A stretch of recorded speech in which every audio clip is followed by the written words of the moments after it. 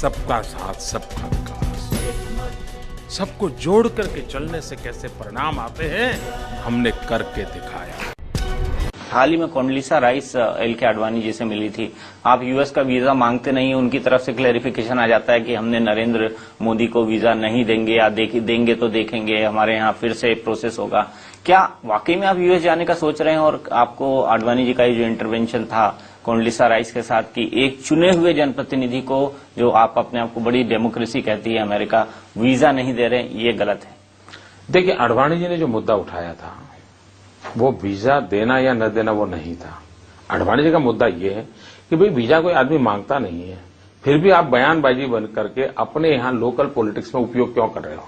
और मैं भी हैरान हूं, क्या मोदी ऐसी बड़ी हस्ती हो गई है कि अमेरिका के अगले चुनाव के लिए उनको काम आ रहा है? मेरे लिए सरप्राइज है। कभी कभी मुझे लगता है शायद जैसे हिंदुस्तान में कुछ लोगों की रोजी रोटी चलती है मेरे कारण, शायद अमेरिका में भी एक छोटी टोली बन गई है जिनकी रोजी रोटी हो सकता है मेरे कारण चलती हो, मुझे मालूम नहीं है। तो मेरे लिए तो ये आभार की मुद्दा है। मैं अमेरिका का आभारी हूं। को ऐसा ही करते रहे, जीवन भर ऐसा करते रहे।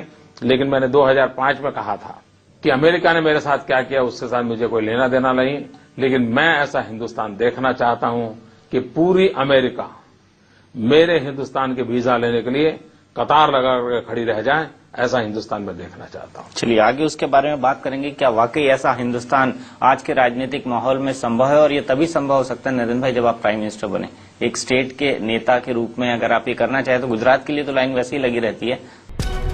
सबका साथ सबका विकास, सबको जोड़ करके चलने से कैसे परिणाम आते हैं, हमने करके दिखाया।